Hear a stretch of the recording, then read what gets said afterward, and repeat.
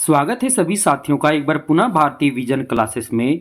साथियों, आज हम आचार्य रामचंद्र शुक्ल जी का हिंदी साहित्य का इतिहास का क्लास 4 लेकर आ गए हैं। साथियों, अगर आप क्लास 1, 2, 3 आप नहीं देखे होंगे जिसमें हम संपूर्ण वीर गाथा काल को बताए हैं, तो वे इस वीडियो के डिस्क्रिप्शन बॉक्स में उसे भी देख सकते हैं। आज हम क्लास 4 लेकर आ गए हैं, यानी भक्ति काल प्रारंभ कर दिए हैं। तो भक्ति काल में आज हम पार्ट 1 देखेंगे। साथियों, अभी हम आचार्य रामचंद्र शुक्ल जी का हिंदी साहित्य का इतिहास का क्लास 4 देख रहे हैं, जिसमें आज हम भक्ति काल का पार्ट 1 देखेंगे, जिसमें हम भक्ति काल का सामान्य परिचय और ज्ञानाश्रयी शाखा यानी संत काव्य धारा को देखेंगे। तो दो महत्वपूर्ण याद रखिएगा पाठ को आज हम देखेंगे। तो चलिए प्रारंभ करते हैं। रामचंद्र शुक्ल जी ने भक्ति काल को पूर्व मध्य काल भी कहा है, क्योंकि दोहरा नामकरण की पद्धति को रामचंद्र शुक्ल जी ने अपनाया था, जो कई बार प्रतियोगी परीक्षा में यह भी प्रश्न आ चुका है, किस विद्वान ने या किस हिंदी साहित्य के किस इतिहासकार ने दोहरा नामकरण की पद्धति को अपनाई, तो रामचंद्र शुक्ल जी। तो रामचंद्र शुक्ल जी भक्ति काल का जो समय सीमा निर्धारित किए हैं संवत 1375 से 1700, संवत 1375 से 1700। अगर आपको इससे ईसवी सन निकालना हो तो आप क्या करेंगे, 57 वर्ष जो है वो क्या करना है, आपको इसमें घटा देना है। 57 वर्ष जब आप घटा देंगे तो क्या निकल जाएगा, आपका ईसवी निकल जाएगा। तो याद रखिएगा। पहला महत्वपूर्ण पॉइंट है, रामचंद्र शुक्ल ने भक्ति काल को जो है 6 प्रकरणों में विभाजित किए हैं। कितने प्रकरण, तो 6 प्रकरणों में विभाजित किए हैं। अब वे कौन कौन से प्रकरण हैं? पहला है सामान्य परिचय, सबसे पहले वे भक्ति काल का परिचय दिए हैं। दूसरा में ज्ञानाश्रयी शाखा, तीसरा में प्रेम मार्गी शाखा यानी सूफी शाखा, यानी ज्ञानाश्रयी शाखा यानी संत काव्य, और प्रेम मार्गी यानी सूफी शाखा। चौथा में राम भक्ति शाखा, पंचवा में कृष्ण भक्ति शाखा, और छठा में भक्ति काल की जो फुटकल रचनाएं हैं उनकी वो चर्चा किए हैं। तो कुल मिलाकर उन्होंने भक्ति काल को 6 प्रकरणों में विभाजित किए हैं। आज हम इस क्लास में जो है हम इसे आगे चर्चा करेंगे।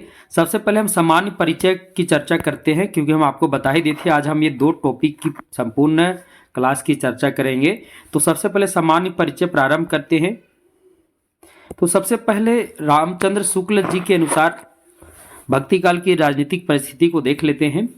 तो देश में मुसलमानों का राज्य दूर तक स्थापित हो गया था। याद रखिएगा, देश में मुसलमानों का जो राज्य था वो दूर तक स्थापित हो गया था। हिंदुओं के देव मंदिर जो थे वो गिराए जा रहे थे, और हिंदुओं के देवी देवताओं की मूर्तियां भी क्या की जा रही थी, तोड़ी जा रही थी। अब मंदिर गिराए जाएंगे तो मूर्तियां भी तोड़ी जाएंगी। तो देव मंदिर जो भी थे जहाँ पर हिंदू के देवी देवताओं की मूर्तियाँ थी, उन सभी देव मंदिरों को गिरा दिया गया था, यानी गिराए जा रहे थे, और जो भी मूर्तियाँ उनमें थी सभी मूर्तियाँ जो है वो तोड़ी जा रही थी। अगला है, मुस्लिम साम्राज्य से हिंदुओं को न्याय की कोई उम्मीद न होने पर उनका एकमात्र मार्ग था ईश्वर की भक्ति और शक्ति पर विश्वास करके भक्ति मार्ग को अपनाना। यानी मुस्लिम साम्राज्य संपूर्ण भारत में जब स्थापित हो गया था तो यहाँ के जो हिंदू थे, हिंदुओं को यानी मुस्लिम साम्राज्य से कोई न्याय की कोई उम्मीद ही नहीं थी। इसीलिए उनका एकमात्र जो कहते हैं कि जब कहीं कोई आशा ना हो तो लोग ईश्वर को याद करते हैं, वही हाल था भक्ति काल में।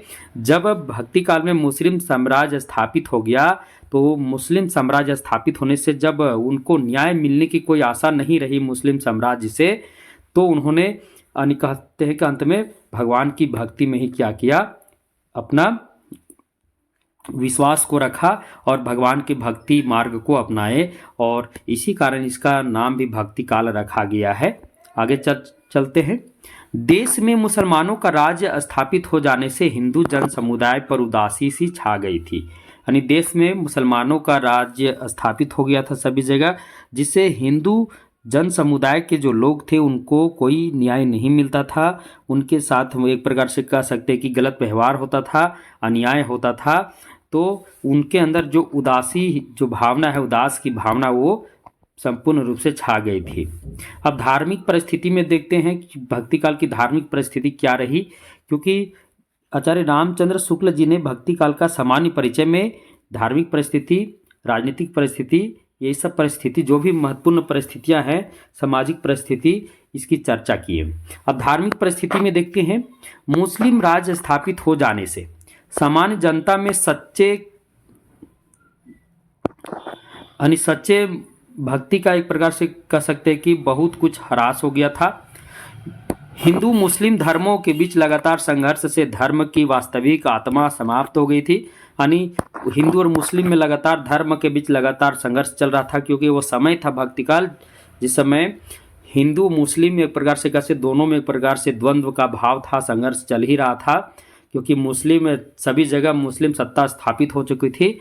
तो मुस्लिम और हिंदू दोनों धर्मों के बीच लगातार संघर्ष से धर्म की जो वास्तविक आत्मा है वो क्या हो गई थी, तो समाप्त हो गई थी। बहुत ही बढ़िया बताए हैं रामचंद्र शुक्ल जी।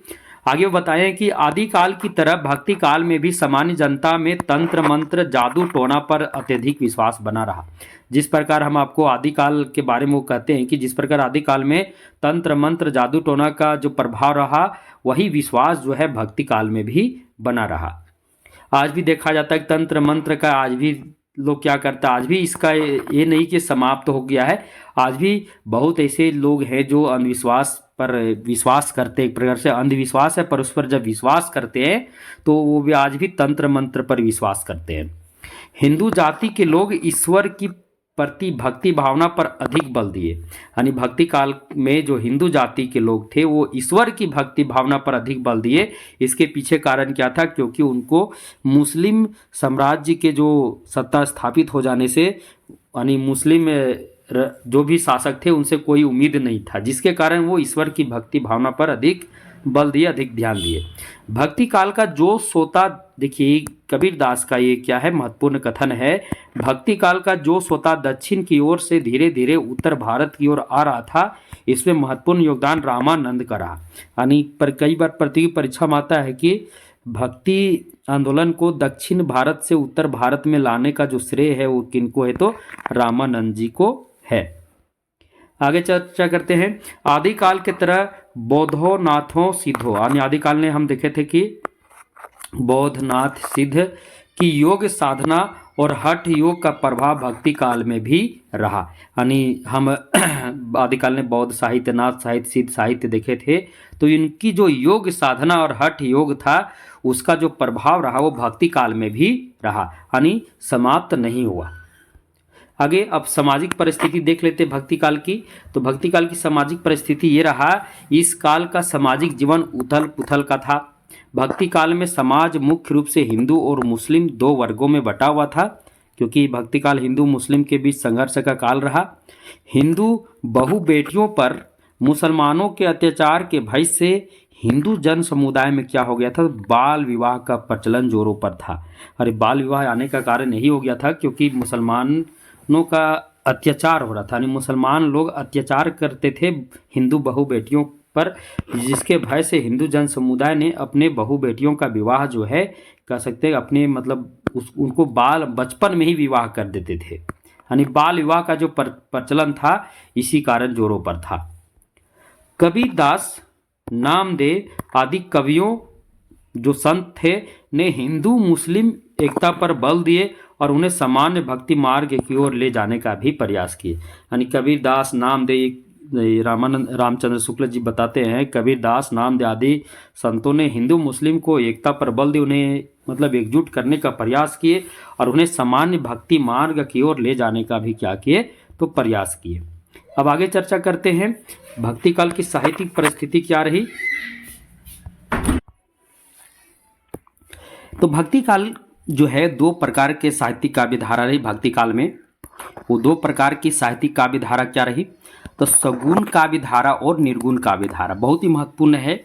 भक्ति काल में कितनी काव्य धारा रही, तो दो काव्य धारा, सगुण काव्य धारा और निर्गुण काव्य धारा। यानी भक्ति काल दो काव्य धाराओं में विभक्त था, सगुण काव्य धारा और निर्गुण काव्य धारा। अब सगुण काव्य धारा के जो लोग थे, यानी जो सगुण काव्य धारा के अंतर्गत आने वाले जो कह सकते हैं कि कवि लोग थे, वो ईश्वर के साकार रूप का क्या करते थे, तो एक प्रकार से अनुसरण करते थे, यानी साकार रूप को मानते थे।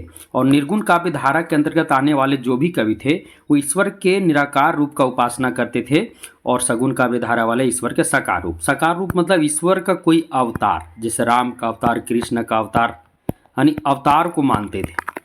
और जो निर्गुण काव्य धारा के अंतर्गत आने वाले वो ईश्वर के निर्गुण रूप को मानते थे, जिसका कोई अवतार ना हो, जो कण कण में क्या हो, समाहित हो।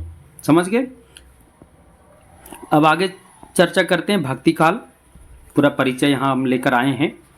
तो भक्ति काल काव्य धारा भी बताए थे 2, और दोनों काव्य धारा में काव्य शाखाएं 4 हैं, क्योंकि कई बार प्रतियोगी परीक्षा में आ जाता है, इसमें कंफ्यूजन होता है। अगर किसी भी प्रतियोगी परीक्षा में अगर आपका प्रश्न रहे कि भक्ति काल कितने काव्य धाराओं में विभक्त है, तो 2। कितने? 2। और पूछेगा भक्ति काल में कुल कितनी काव्य शाखाएं रहीं, तो 4, क्योंकि यहाँ कंफ्यूजन ना होना चाहिए। तो देखिए अब इसको हम आपको पूरा इसको अच्छी तरीके से आपको बताएंगे। तो भक्ति काल में भी बताइए आपको 2 काव्य धारा, निर्गुण काव्य धारा, सगुण काव्य धारा। निर्गुण काव्य धारा और सगुण काव्य धारा। निर्गुण काव्य धारा में क्या बताए, तो ईश्वर का कौन सा रूप को उपासना करते थे, निर्गुण रूप, जिसका कोई अवतार ना हो।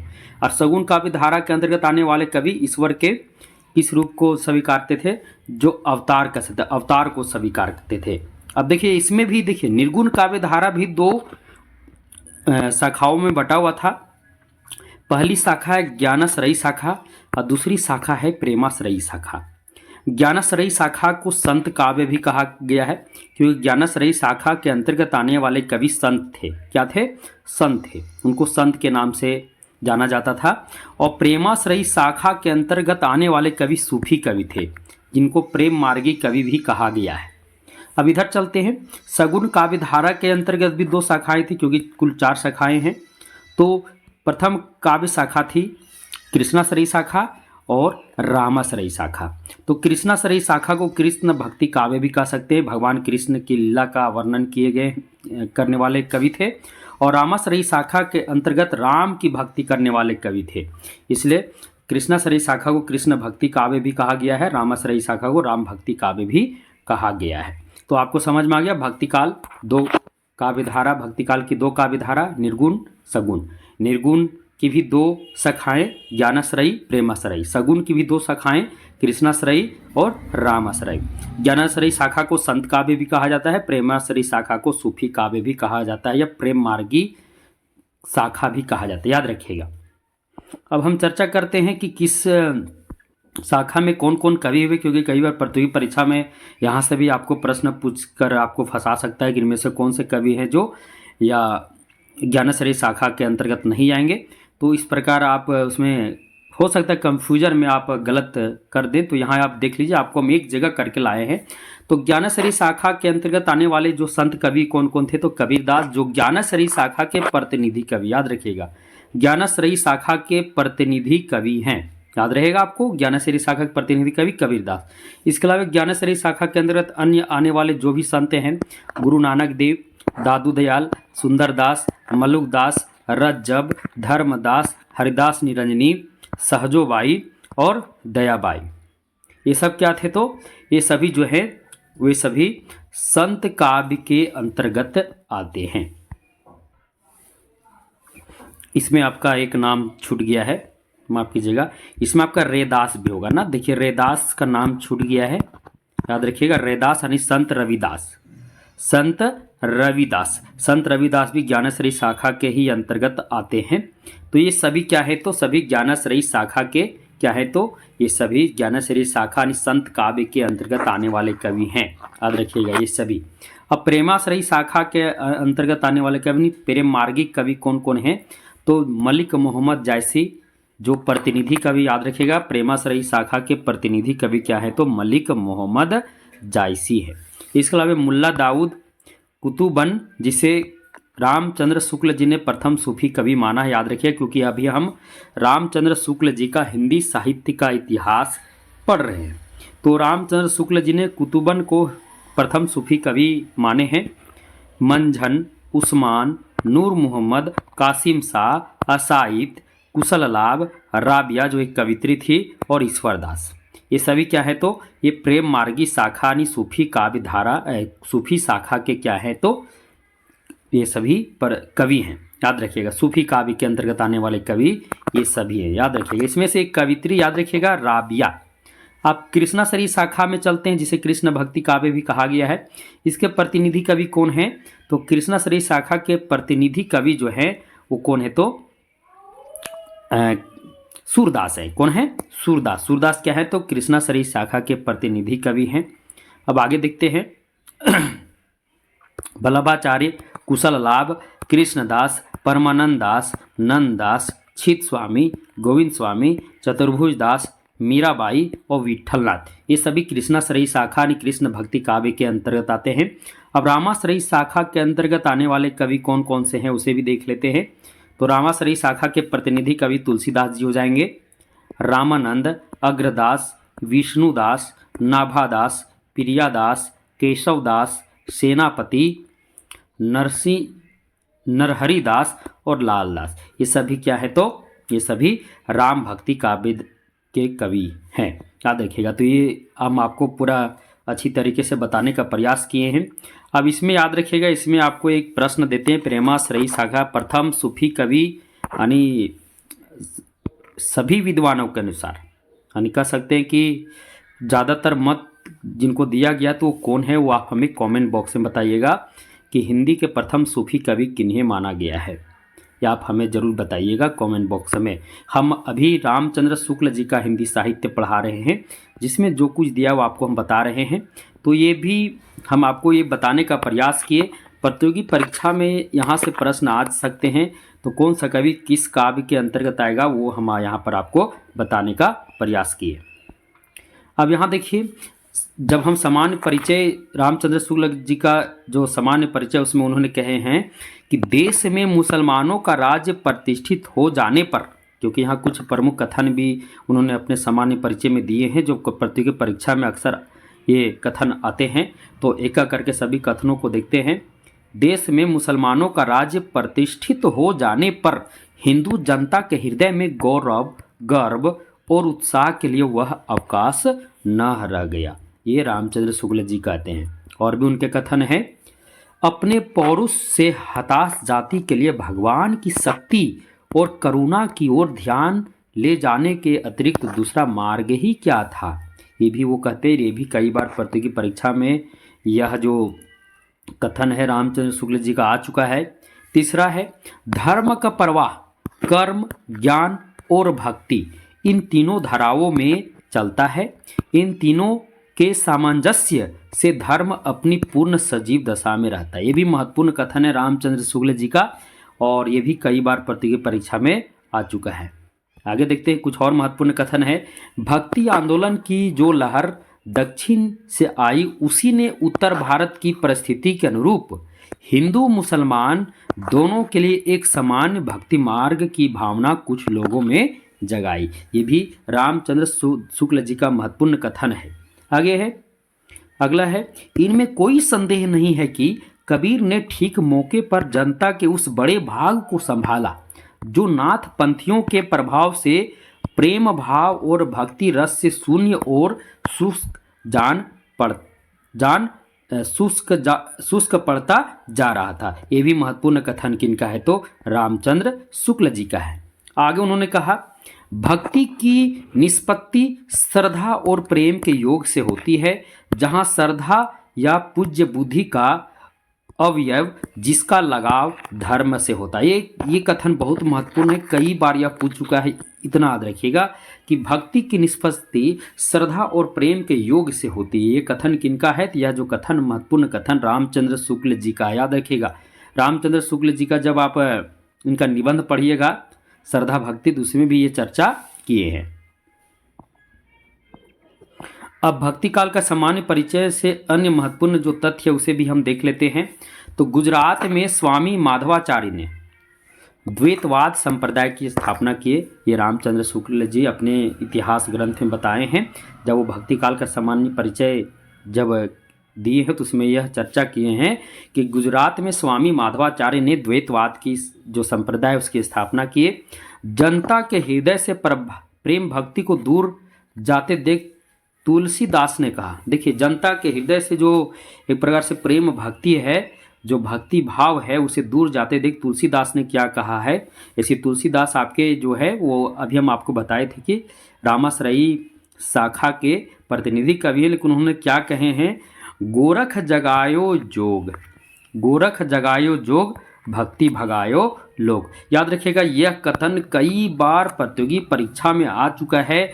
गोरख जगायो जोग, भक्ति भगायो लोग, यह कथन किनका है, अर्थात यह किसने कहा, तो तुलसीदास ने कहा।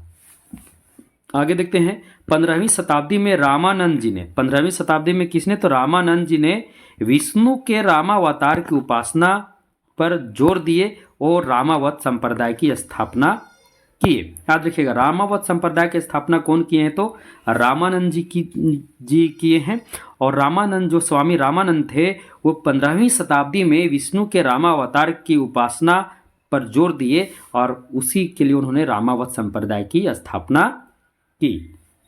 आगे, वल्लभाचार्य ने विष्णु के कृष्ण अवतार की भक्ति भाव का प्रसार की। याद रखिएगा, वल्लभाचार्य ऐसे आपके आ जाएंगे किसमें, ये वल्लभाचार्य भी आपके कृष्ण भक्ति काव्य में आएंगे। तो वल्लभाचार्य ने विष्णु के कृष्ण अवतार की क्या किए, भक्ति का प्रसार किए। क्योंकि अब हम सामान्य परिचय में संपूर्ण भक्ति काल को यहाँ देख रहे हैं, इसीलिए जो महत्वपूर्ण बिंदु जो रामचंद्र शुक्ल जी कहे हैं, बताए हैं, सामान्य परिचय को देते हुए सभी की चर्चा हम यहाँ पर कर रहे हैं। तो कृष्ण अवतार का जो भक्ति का जो प्रचार प्रसार कौन किए, तो वल्लभाचार्य ने।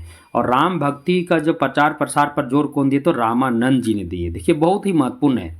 आगे देखिए, भक्ति आंदोलन को दक्षिण भारत से उत्तर भारत में लाने का श्रेय किनको है, तो रामानंद जी को। ये भी बहुत ही महत्वपूर्ण है। तो यह भी कई बार आता है कि भक्ति आंदोलन को दक्षिण भारत से उत्तर भारत में लाने का श्रेय किनको जाता है, तो ये ऑप्शन में दिया रहता है, तो ये रामानंद जी को है।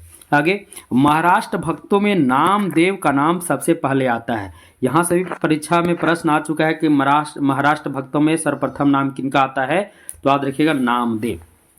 नामदेव जो है वो खेचरनाथ, विसोबा खेचर नाथपंथी कनफटे से दीक्षा ली थी। ऐसी पता नहीं चलता है कि इनके गुरु, प्रारंभ में ये अपने कोई इनका गुरु नहीं था, लेकिन बाद में खेचरनाथ जो विसोबा खेचर के नाम से भी प्रचलित थे, वे नाथपंथी कनफटे थे, उनसे इन्होंने क्या किए थे, तो दीक्षा ली थी। आगे, भक्ति काल में सगुण भक्ति पदों की जो भाषा है, यानी भक्ति काल में जो सगुण भक्ति पदों की जो भाषा है वो ब्रज है, ब्रज भाषा है। जबकि निर्गुण भक्ति पदों की भाषा खड़ी बोली या सदुप कड़ी। याद रखिएगा, यानी भक्ति काल में जब सगुण निर्गुण काव्य धारा में जाइएगा, तो निर्गुण काव्य धारा के अंतर्गत जो जितने भी पद हैं, जितने भी कवि हैं, उनका जो एक प्रकार से भाषा कह सकते हैं, निर्गुण भक्ति काव्य धारा के जो निर्गुण काव्य धारा के जो भाषा रही वो क्या रही, तो खड़ी बोली रही। खड़ी बोली मिश्रित ही भाषा रही। और जैसे आप भक्ति काल के सगुण काव्य धारा में जाइएगा, तो उसमें आपको जो कह सकते कि जो मुख्य भाषा ब्रज भाषा रही। भक्ति काल में हिंदी भाषा की एक छोटी सी झलक कबीरदास के पदों में भी दिखती है। यानी भक्ति काल में हिंदी भाषा की एक छोटी झलक जो है कबीरदास के पदों में ही दिखती है। ये अब हम चर्चा करते हैं प्रकरण 2। प्रकरण 1 में उन्होंने भक्ति काल का परिचय दिया था। अब हम इसमें चलते हैं। प्रकरण 2 में ज्ञानश्री शाखा, आपको हम बता दिए थे वीडियो क्लास के प्रारंभ में है, क्योंकि हम इस क्लास में भक्ति काल का सामान्य परिचय और दूसरा प्रकरण 2 यानी ज्ञानश्री शाखा को पढ़ेंगे। तो चलिए प्रारंभ करते हैं। प्रकरण 2 ज्ञानश्री शाखा, जिसे संत काव्य भी कहा गया है, और ये निर्गुण काव्य धारा के अंतर्गत यह शाखा को हम पढ़ेंगे।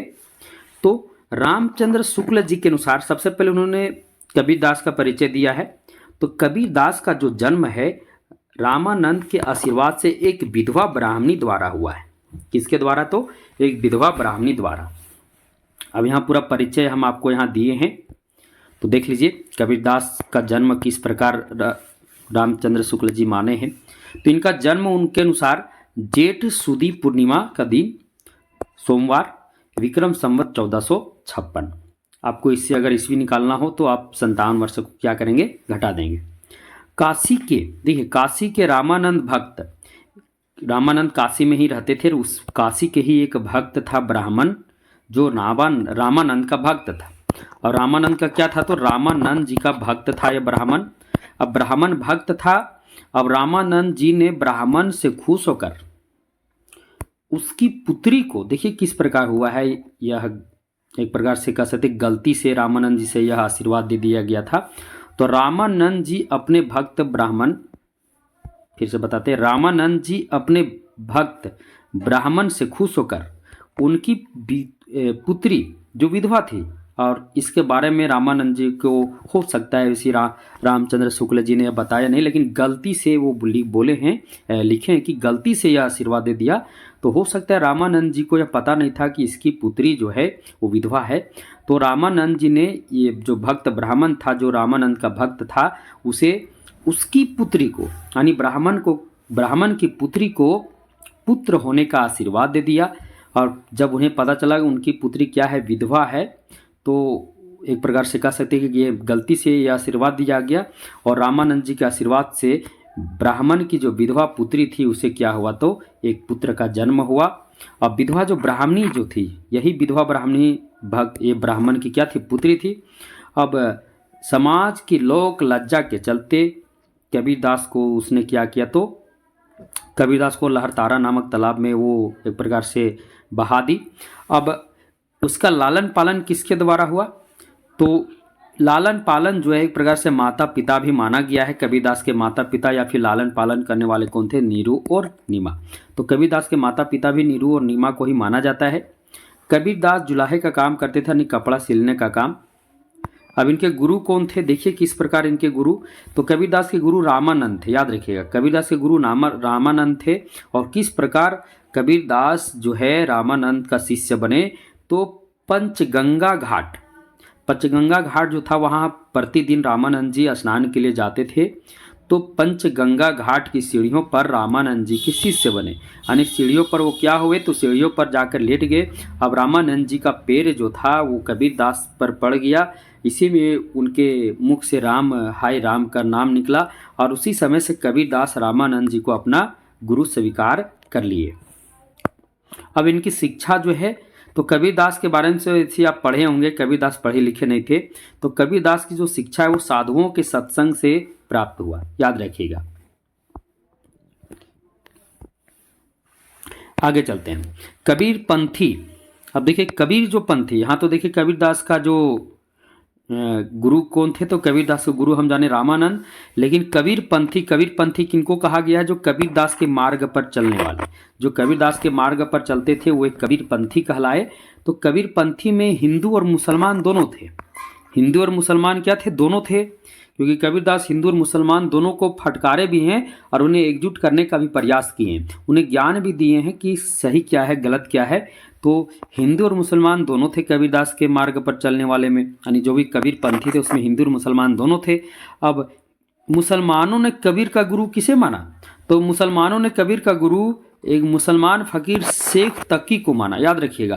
कभी कभी परीक्षा में भी आ जाता है कि कबीर के मुसलमान कबीर पंथी में जो मुसलमान थे वे कबीर का गुरु किसे माने थे, तो शेख तकी को माने थे। ये भी बहुत ही महत्वपूर्ण है। जबकि कबीरदास के गुरु कौन थे, रामानंद, लेकिन मुसलमानों ने किसे माना, तो शेख तकी को माना। अब आगे, कबीरदास रामानंद के विचारधारा से प्रभावित होकर आरंभ से ही हिंदू भाव की उपासना की ओर आकर्षित हो रहे थे, परंतु आगे चलकर कबीरदास के जो राम है और रामानंद के राम से भिन्न हो गए, यानी कबीरदास के राम अलग थे, रामानंद के राम अलग हो गए, यानी रामानंद के राम से कबीरदास के राम अलग हो गए। यानी रामानंद के जो राम थे वो अवतारी राम थे, और कबीरदास के जो राम थे वो कौन राम थे, तो निर्गुण राम थे, जिनका कोई अवतार नहीं है, जो सभी जगह हैं, कण कण में है, सभी जगह हैं। इसकी चर्चा भी उन्होंने की है, तो बहुत ही महत्वपूर्ण है। लेकिन कबीरदास में जो एक प्रकार से हिंदू भाव की जो उपासना की ओर आकर्षित करने का जो एक प्रकार से कह सकते हैं कि जो भक्ति भाव, वो कबीरदास को रामानंद के चलते ही हुआ था, क्योंकि रामानंद जी के वो शिष्य थे। आगे देखिए, कबीरदास ने राम की उपासना निर्गुण रूप में की है, और इन पर उनका एक पंक्ति भी है, दशरथ सुत तिहु लोक बखाना, राम नाम है मरम है जाना, मरम है आना। ये इनका प्रसिद्ध पंक्ति है कबीरदास जी का। आगे चलते हैं, रामानंद जी रामानुज के शिष्य परंपरा में होते हुए, अब रामानंद जी देखिए, रामानंद जी जो थे वो रामानुज के शिष्य परंपरा में थे। तो रामानंद जी रामानुज के शिष्य परंपरा में होते हुए भी रामानंद जी ने राम की भक्ति के लिए जाति पाति का भेदभाव दूर किए। यानी रामानंद जी ने कहा कि जो प्रभु की भक्ति के लिए, यानी राम की भक्ति के लिए कोई जात पात नहीं है, सभी जाति के प्रति जो क्योंकि पहले के समय में जाति पाति का भेदभाव बहुत होता था, लेकिन रामानंद जी का मानना था जो प्रभु श्री राम की भक्ति करेगा उसके लिए कोई जाति पाति नहीं, उस बंधन को ही दूर कर दिए। और इस पर उन्होंने कहे हैं, जात पात पूछे न कोई, जो हरि को भजे सो हरि को होई।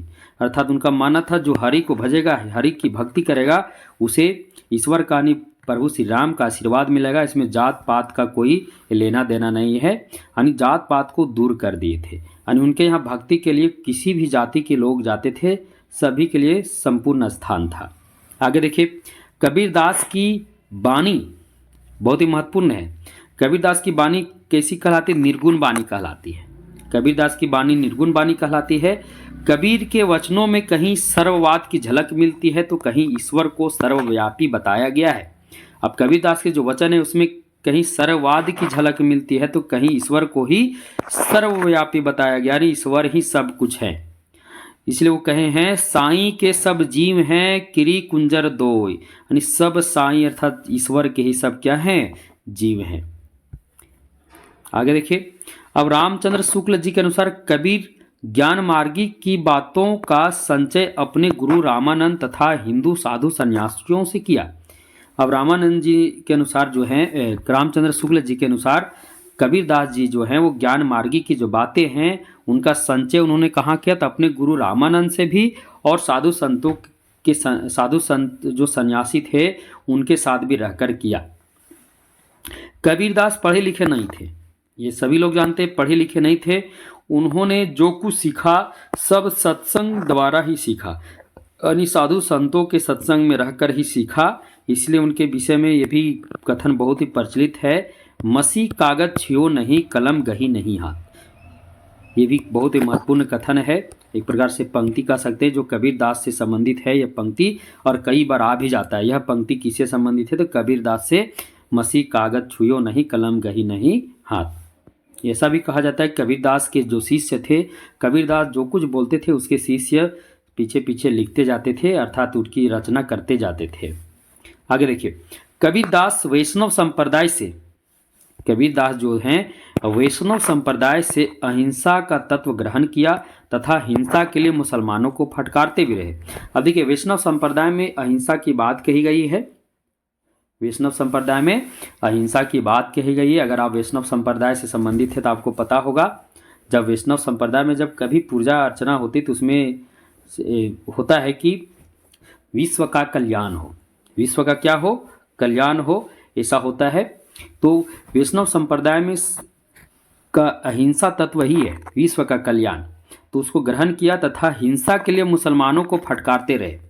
क्योंकि मुसलमान लोग जो है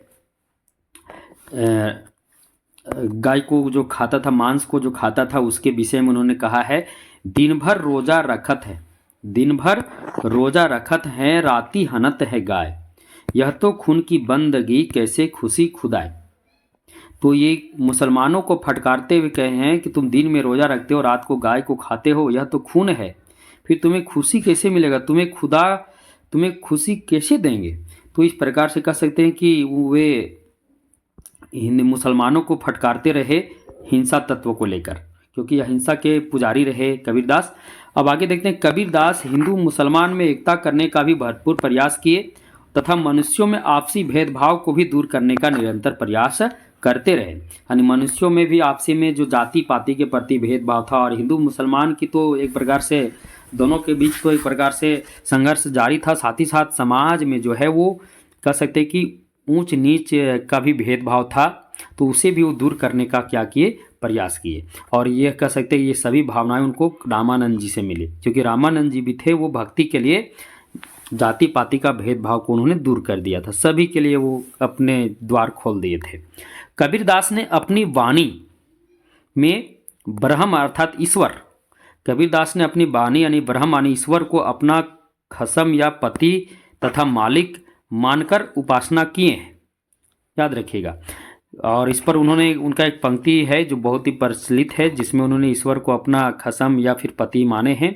बालम आवो हमारे गेह रे, तुम बिन दुखिया देह रे, सब कोई कहे तुम्हारी नारी, मोको लागत लाज रे, दिल से नहीं लगाया तब लग कैसा स्नेह रे, बालम आवो हमारे गेह रे, यानी हमारे घर आओ। अर्थात ये वो कबीरदास एक प्रकार से ईश्वर को अपने पास आने के लिए कह रहे हैं। तो कह सकते हैं ये जो ईश्वर के प्रति उनका जो भक्ति भाव है, एक प्रकार से ये रामानंद जी का इसमें झलक दिखता है। रामानंद जी से वो प्रभावित थे क्योंकि उनके शिष्य थे, तो यही कारण है कि ईश्वर के प्रति उनका लगाव रहा।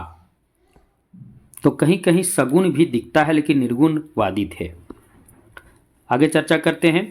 कबीरदास के अनुसार ईश्वर सर्वव्यापी है। कबीरदास मानते हैं कि ईश्वर क्या है, सर्वव्यापी हैं। वे सृष्टि के कण कण में है, सभी जीवों में है, सभी के पास हैं, परंतु लोग अज्ञानवश ईश्वर को मंदिरों और मस्जिदों में खोजा करते हैं। ये कबीरदास कहें, कबीरदास कहें ईश्वर सर्वव्यापी हैं, सभी जगह हैं, सृष्टि के अर्थात इस संसार के कण कण में है, सभी जीवों में है, सभी के पास है, सभी के घरों में है, सभी पास है, परंतु लोग अज्ञानवश ईश्वर को मंदिरों और मस्जिदों में खोजा करते या तीर्थ स्थलों में जाकर खोजा करते हैं। इसीलिए वो कहते हैं मोको कहाँ ढूंढे रे बंदे, मैं तो तेरे पास में। देखिए वो कबीरदास का ही ये पंक्ति है, मोको कहाँ ढूंढे रे बंदे, मैं तो तेरे पास में, न तीरथ न मूरत न एकांत निवास में, न मंदिर न मस्जिद न काबे कैलाश में, कहे कबीर सुनो भाई साधो, मैं हूँ तो विश्वास में। अर्थात तुम विश्वास करोगे तो मैं तुम्हारे पास हूँ। अर्थात कबीरदास जो के अनुसार जो लोग ईश्वर को मस्जिद मंदिर तीर्थ कह सकते हैं या फिर कैलाश पर्वत या जहाँ ढूंढा करते थे, उनके लिए वो कहे हैं कि ईश्वर जो है वो कण कण में है, किसी एक जगह निश्चित रूप से नहीं है। और बहुत ही बढ़िया पंक्ति है, कई बार ये प्रतियोगी परीक्षा में पंक्ति आता है। अब कबीरदास की जो वाणी का संग्रह है, यानी कबीरदास की वाणी का जो संग्रह है, उसका जो एक प्रकार से कह सकते हैं कि उस संग्रह करने वाले कौन है, तो धर्मदास। धर्मदास कौन थे, कबीरदास के शिष्य थे। और कबीरदास की वाणी का संग्रह जो है उनके शिष्य धर्मदास ने किया। बहुत ही महत्वपूर्ण है, कबीरदास की वाणियों का संग्रह किसने किया, तो उनके शिष्य धर्मदास ने किया। कबीर की वाणी का संग्रह रचना जो है वो बीजक कहलाता है। क्या है, बीजक, जिसके 3 भाग हैं। अब बीजक के कितने भाग, कबीरदास की वाणी का जो संग्रह है वही कह सकते कबीरदास की रचना भी सभी लोग मानते हैं। तो उस रचना का नाम है बीजक, और जिसका संग्रह धर्मदास ने किया, लेकिन रचना किनका है, तो कबीरदास जी का है। अब बीजक के 3 भाग हैं। कितने भाग हैं, 3 भाग। कौन कौन, साखी सबद रमैनी। साखी सबद रमैनी। सबसे पहले साखी दोहों में रचित है, सांप्रदायिक शिक्षा और सिद्धांत का उपदेश है। याद रखिएगा कबीरदास की किस रचना में सांप्रदायिक शिक्षा और सिद्धांत का उपदेश है, याद रखिएगा साखी में। और साखी की भाषा क्या है, सधुकड़ी है। सधुकड़ी यानी राजस्थानी पंजाबी मिश्रित खड़ी बोली। सबद गेय पद है तथा भाषा ब्रज भाषा मिश्रित पूर्वी बोली है। रमैनी भी गेय पद है तथा भाषा जो है ब्रज है और मिश्रित पूर्वी बोली है। तो ये बहुत ही महत्वपूर्ण है। ये सब रामचंद्र शुक्ल जी के हिंदी साहित्य के इतिहास में जो कुछ दिया उसी को हम आपको बता रहे हैं। रामचंद्र शुक्ल ने कबीर की भाषा को क्या माने, ये भी बहुत ही महत्वपूर्ण है। रामचंद्र शुक्ल जी के अनुसार कबीर की जो काव्य भाषा वो सधुकड़ी है। याद रखिएगा, रामचंद्र शुक्ल जी के अनुसार कबीर की जो भाषा है वो क्या है, सधुकड़ी है।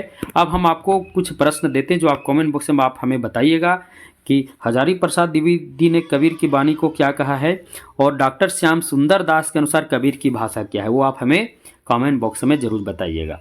आगे चलते हैं। अब कबीरदास की रचना की जो काव्यगत विशेषताएं हैं उसे भी हम देख लेते हैं। तो कबीरदास निर्गुण ईश्वर की उपासना करते, उस उपासना पर बल दिए।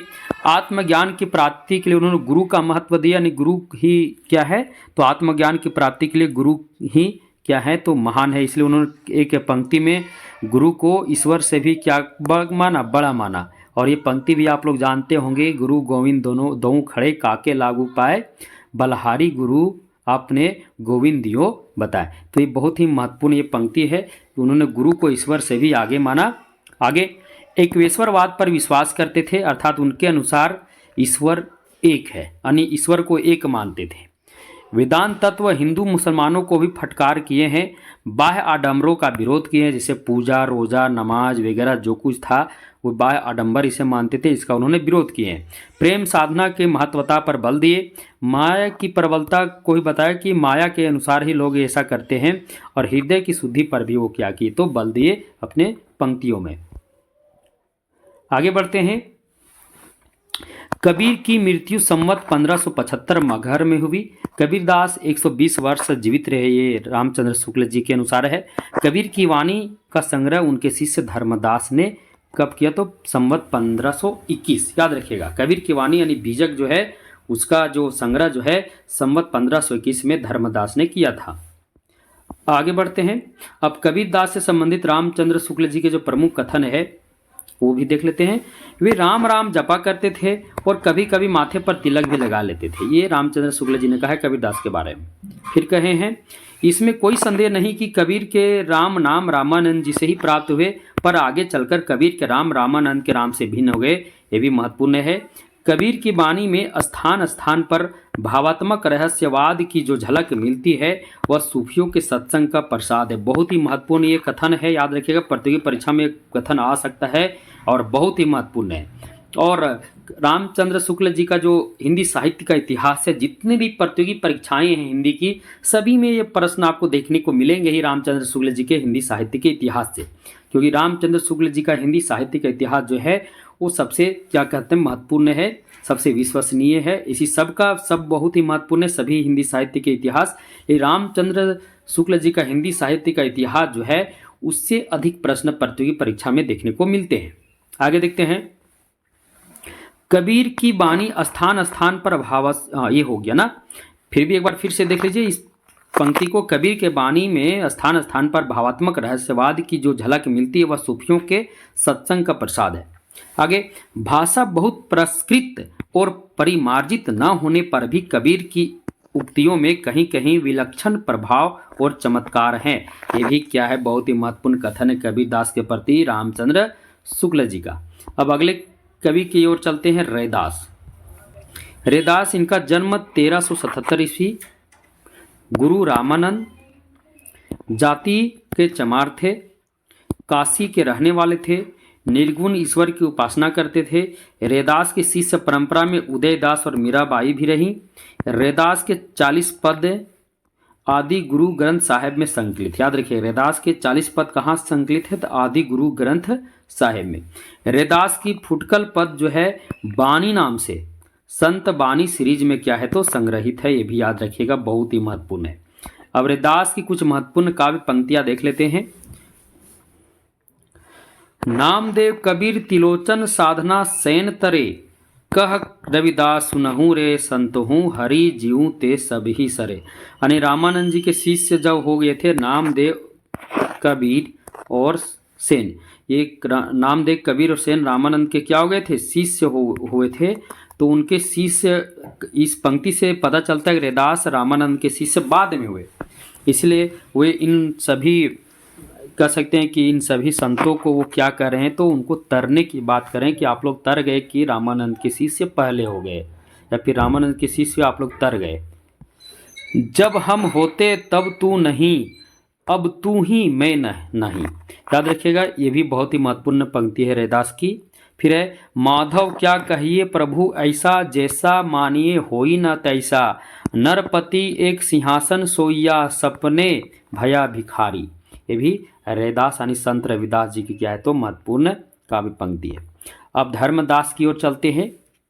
तीसरे जो संत हैं धर्मदास, जन्म संवत 1452, बांधवगढ़ इनका जन्म स्थान है। ये बांधवगढ़ के रहने वाले थे तथा जाति के बनिए थे, ये भी याद रखिएगा, जाति के क्या थे, बनिए थे। ये कबीरदास के प्रधान शिष्य थे। अब कबीरदास की मृत्यु के पश्चात संवत 1575 में कबीरदास की गद्दी इन्हीं को मिली और 20 वर्ष तक उस गद्दी पर रहे। याद रखिएगा, कितने वर्ष तक कबीरदास की गद्दी पर रहे, तो धर्मदास कितने साल तक रहे, तो 20 वर्ष तक। ये भी बहुत ही महत्वपूर्ण है। कबीर की वाणी का संग्रह बीजक नाम से इन्होंने ही किया। अब इनकी भाषा क्या रही, पूर्वी भाषा रही, क्योंकि कबीर के शिष्य थे तो उनसे इनमें प्रभाव तो दिखेगा ही। अब प्रमुख पंक्ति इनका है, झरी लागो मलिया गगन घघराए गहराए सॉरी झरी लागो मलिया गगन गहराए, खन गरजे खन बिजली चमके। ये इनका क्या है, प्रसिद्ध पंक्ति है। अब चलते गुरु नानक की ओर। गुरु नानक देव जन्म संवत 1526 कार्तिक पूर्णिमा, तलवंडी ग्राम लाहौर में। माता पिता, तो गुरु नानक देव के माता का नाम तृप्ता और पिता कालूचंद खत्री थे। कालूचंद खन्नी होगा ना, कालूचंद खन्नी।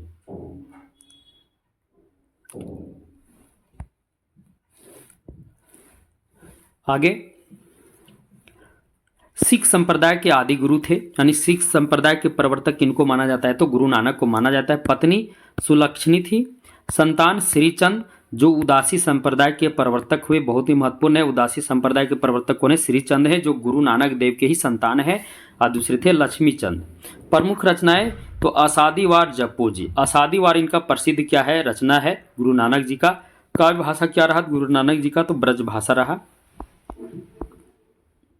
आगे देखते हैं, गुरु नानक के पिताजी ने व्यवसाय के लिए कुछ धन दिए, जिसे उन्होंने साधुओं और गरीबों में बांट दिया। देखिए गुरु नानक, उनके पिताजी चाहते थे गुरु नानक व्यवसाय करे, लेकिन उनके मन में कुछ और ही चल रहा था। तो पिताजी उनको व्यवसाय के लिए कुछ धन भी दिए, जिसको उन्होंने क्या किया, साधुओं और गरीबों को बांट दिया। इनकी बानियों का संग्रह गुरु ग्रंथ साहब है, याद रखिएगा। गुरु नानक की बानियों का संग्रह का नाम क्या है, तो गुरु ग्रंथ साहब। गुरु नानक की मृत्यु संवत 1596 ईस्वी में हुई, ये भी बहुत ही महत्वपूर्ण है। अब हम देखते हैं गुरु नानक जी के जो प्रमुख पंक्ति है, काव्य पंक्ति। इस दम दा मोनू की बे भरोसा, आया आया न आया, यह संसार रेन दा सुपना, कहीं देखा कहीं नहीं दिखाया। एक और इनका पंक्ति जो महत्वपूर्ण पंक्ति है, जो नर दुख में दुख नहीं माने, सुख स्नेह अरु भय नहीं जाके, कंचन माटी जाने। तो कुछ प्रमुख काव्य पंक्ति जो प्रतियोगी परीक्षा में अक्सर ये पंक्तियां आती हैं, इसलिए इनको ले लिए हम। अब आगे देखते हैं, दादू दयाल को देखते हैं। दादू दयाल अगले संत, इनका जन्म संवत 1601 अहमदाबाद गुजरात। दादू पंथ के प्रवर्तक, ये जाति के मूची या एक प्रकार से दुनिया कह सकते हैं जाति के थे। एक कबीर को अपना मतानुयायी मानते थे, यानी कबीर दास को एक प्रकार से इनका गुरु का पता नहीं चल पाया, लेकिन ये कबीर को ही अपना एक प्रकार से कबीर का अनुसरण करते थे, कबीर को ही अपना मतानुयायी मानते थे। भाषा इनका राजस्थानी मिश्रित पश्चिमी हिंदी। अब इनके बारे में देखते हैं, इन्होंने दादू पंथ की स्थापना 1573 ईस्वी में की। दादू पंथ की स्थापना 1573 ईस्वी में की। दादू का सत्संग स्थल अलख दरीबा है। दादू के प्रमुख शिष्य रज्जब थे, ये भी याद रखिएगा। इन्होंने दादू के काव्यों का अंग वधु नाम से क्या किया था, इन्होंने अंग वधु नाम से संपादन किया, अर्थात दादू के प्रमुख शिष्य रज्जब ने दादू के काव्यों को किस नाम से एक प्रकार से संपादन किया, संग्रहित किया, तो अंगवधु नाम से। दादू के कुल 52 शिष्य थे, ये भी बताया गया। दादू के कुल कितने शिष्य रहे, तो 52 शिष्य, जिसमें प्रधान शिष्य रज्जब। दादू के बानियों की विशेषताएं, ईश्वर की महत्वता, सतगुरु की महिमा, जाति पाति का निराकरण और हिंदू मुसलमानों में अभेद। कुल मिलाकर कह सकते हैं निर्गुण काव्य धारा के अंतर्गत जो ज्ञानेश्वरी शाखा के जो संत हैं, सबका जो काव्यगत विशेषता लगभग एक ही जैसा है। अब प्रमुख पंक्ति देखते हैं इनका। घी दूध में रमी रहिया, व्यापक सब ही ठौर, दादू बक्ता बहुत है, माथे काढ़ी ते और, यह मसीत यह देहरा, सतगुरु दिया दिखाई, भीतर सेवा बंदगी बाहिर काहे जाई। तो ये प्रमुख जो पंक्ति है ये दादू दयाल जी का है। अब रामचंद्र शुक्ल जी का दादू दयाल के विषय में जो प्रमुख कथन है उसे भी हम देख लेते हैं। तो दादू की बानी अधिकतर कबीर के साखी से मिलते जुलते दोहों में है, कहीं कहीं गाने के भी पद हैं। ये रामचंद्र शुक्ल जी का जो कथन है ये दादू के विषय में है। दादू की बानी में अद्यपि युक्तियों का वह चमत्कार नहीं है जो कबीर की बानी में मिलता है। याद रखिएगा, यहाँ पर थोड़ा सा छूट गया है।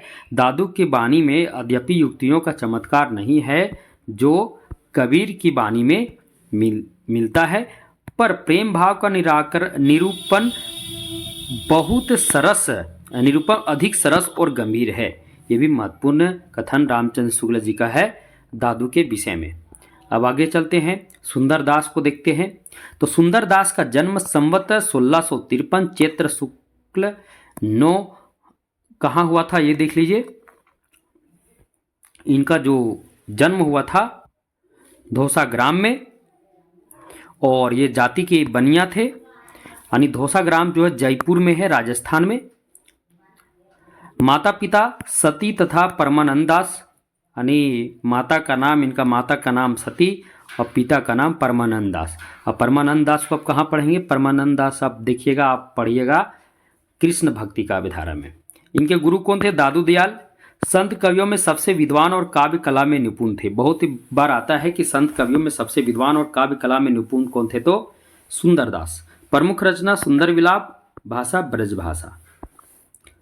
आगे देखते हैं, सुंदरदास मात्र 6 वर्ष की आयु में ही दादू दयाल के शिष्य होकर उनके साथ रहने लगे। यानी दादू दयाल एक बार धौसा गए थे, वहीं पर सुंदरदास से मिलन हुआ। सुंदरदास उसी समय से दादू दयाल का शिष्य हो गए और उनके साथ रहने लगे।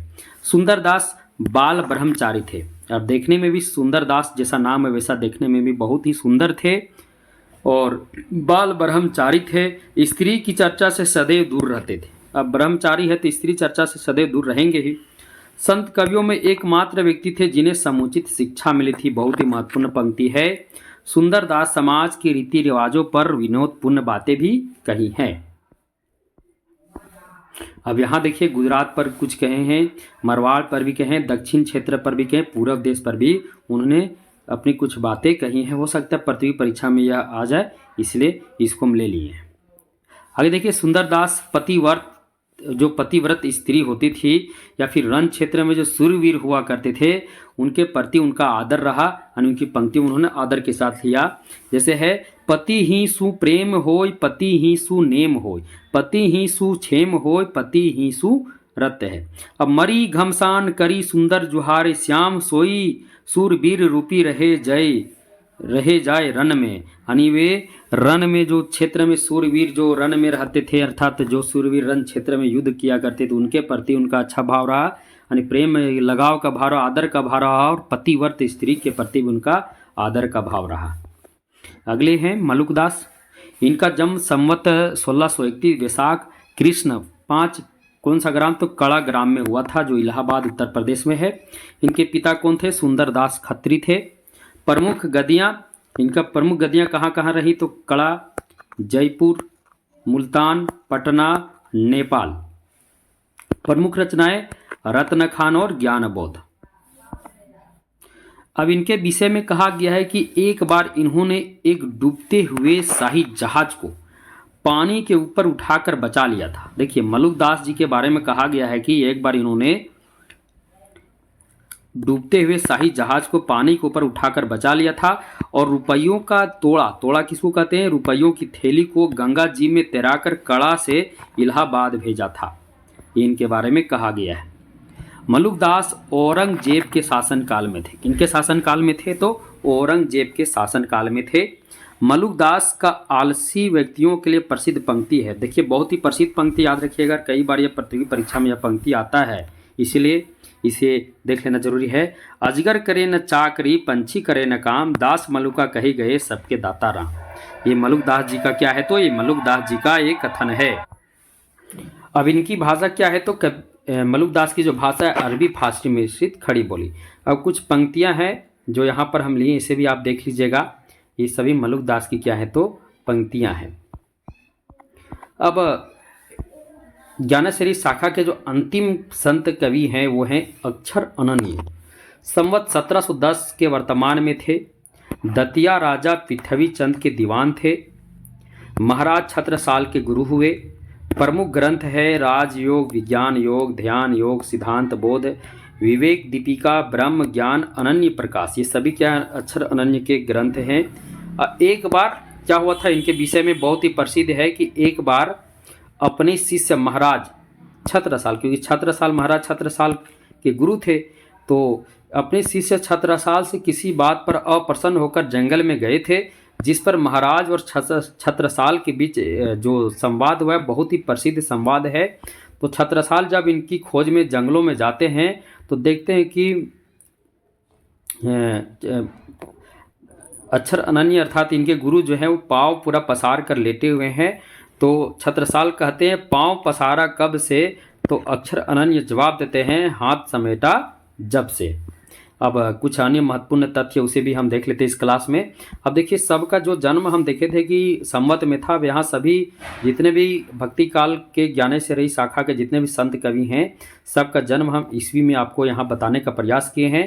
तो कबीरदास का जन्म 1398, मृत्यु 1518। गुरु नानक देव का जन्म 1469 ईस्वी और मृत्यु 1539 ईस्वी। दादू दयाल का जन्म 1544 ईस्वी, मृत्यु 1603 ईस्वी। संत रविदास का जन्म 1377, मृत्यु 1497। आगे देखिए सुंदरदास का जन्म 1596, मृत्यु 1669। उसके बाद मलुकदास का जन्म 1574, मृत्यु 1682 ईस्वी। अब कुछ अन्य महत्वपूर्ण तथ्य है। जगजीवन दास दादू दयाल के शिष्य परंपरा में आते हैं। सत्यनामी संप्रदाय की जो स्थापना जगजीवन दास ने चलाया था, याद रखिएगा। सत्यनामी संप्रदाय के जो संस्थापक स्थापना कौन किए, जगजीवन दास। अब ज्ञानेश्वरी शाखा के कवि ईश्वर के निर्गुण रूप की उपासना करते थे, जिसकी चर्चा हम पहले ही कर चुके हैं। यानी ज्ञानेश्वरी शाखा के अंतर्गत जितने भी संत कवि आए सभी ईश्वर के निर्गुण रूप की ही उपासना करते थे। तो ये थे आज इस क्लास में हम देखे भक्ति काल का पूरा सामान्य परिचय। प्रकरण 1 में सामान्य परिचय, प्रकरण 2 में क्या देखे तो भक्ति काल की जो निर्गुण काव्य धारा की जो पहली शाखा है ज्ञानेश्वरी शाखा को हम देखें। साथियों बता दो कि भारतीय विजन क्लासेस पर जितने भी विद्यार्थी जुड़े हुए हैं उनको बता दूं कि अगर आपको हिंदी साहित्य का इतिहास का संपूर्ण हस्तलिखित नोट्स चाहिए, पीडीएफ नोट्स, तो वो मिल जाएंगे। इसके अलावा जो बीपीएससी टीआरई 4.0 की तैयारी में लगे हुए हैं, टीजीटी पीजी की तैयारी में लगे हुए हैं, उनको भी संपूर्ण हस्तलिखित नोट्स चाहिए तो वो भी मिल जाएंगे। और जितनी भी प्रतियोगी परीक्षाएं हैं अगर आपको नोट्स की आवश्यकता तो आप हमसे ज़रूर जुड़ें। आप हमसे जुड़ने के लिए आपको क्या करना होगा, भारतीय विजन क्लासेस का टेलीग्राम ग्रुप है उसमें भी आप ज्वाइन कीजिए। वहाँ से आपको प्रतियोगी परीक्षा से संबंधित जानकारियाँ दी जाती है और वहाँ पर एमसीक्यू टेस्ट भी कराए जाते हैं जिसकी जानकारी आपको संपूर्ण जानकारी ग्रुप में मिल जाएंगी। इसके अलावा अगर आपको पीडीएफ लेने हैं तो पीडीएफ के लिए भी आपको भारतीय विजन क्लासेस का टेलीग्राम ग्रुप में ज्वाइन करना होगा, या फिर मेरा नंबर भी दिया हुआ है इस वीडियो के डिस्क्रिप्शन बॉक्स में जाइए, वहाँ पर मेरा नंबर भी दिया हुआ, नंबर से आप जुड़ सकते हैं। और नंबर से जुड़ने के बाद आप हमें कांटेक्ट करने के बाद आप हमसे पीडीएफ प्राप्त कर सकते हैं। आपको पीडीएफ कैसे प्राप्त करने हैं कांटेक्ट करने के बाद ही पता चलेगा। और इसके अलावा जो भी विद्यार्थी झारखंड से हैं जेएसएससी पेपर 2, अगर जेएसएससी पेपर 2 में आप साहित्य यानी हिंदी वाला साहित्य लिए हुए हैं, पेपर 2 में अगर आप हिंदी लिए हुए हैं, अगर आपका साहित्य है तो उसका संपूर्ण हस्तलिखित नोट्स हमारे पास उपलब्ध है। इसलिए हम आपको मतलब संपूर्ण नोट्स पढ़ने के बाद सभी प्रश्न आ जाएंगे। अगर संपूर्ण नोट्स की बेहतर तैयारी करनी है तो आप हमसे पीडीएफ प्राप्त कर सकते हैं। तब तक के लिए सभी को धन्यवाद।